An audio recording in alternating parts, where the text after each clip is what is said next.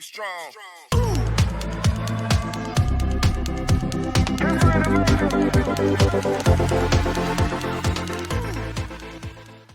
హిందూ మహాసముద్రంలో ఆధిపత్యం కోసం చైనా చేసిన ప్రయత్నాలకు చెక్ పెట్టే లక్ష్యంతో భారత్ అమెరికా సంయుక్తంగా చేపట్టిన యుద్ధ విన్యాసాలు రెండో రోజు కొనసాగుతున్నాయి. కేరళ తిరువనంతపురానికి దక్షిణాన హిందూ మహాసముద్రంలో ఈ విన్యాసాలు జరుగుతున్నాయి. అమెరికా నావికా దళం వైపు నుంచి యుఎస్ఎస్ రొనాల్డ్ రీగన్ కు చెందిన యుద్ధ నౌకలు F-18 E-2C యుద్ధ విమానాలు విన్యాసాల్లో పాల్గొంటున్నాయి. భారత్ వైమానిక దళానికి చెందిన జాగ్వార్, సుఖోయ్ 30 MKA యుద్ధ విమానం, IL-78 యుద్ధ విమానం, AWSCC యుద్ధ విమానాలు విన్యాసాల్లో పాలుపంచుకుంటున్నాయి.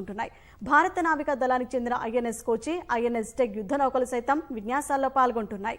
భారత్ అమెరికా ద్వైపాక్షిక సంబంధాలను బలోపేతం చేసుకోవడం సహా సముద్ర తీర ప్రాంతాల్లో సమగ్ర సమన్వయం కోసం ఈ విన్యాసాలను చేపడుతున్నట్లు భారత నౌకాదళ ప్రతినిధులు వెల్లడించారు.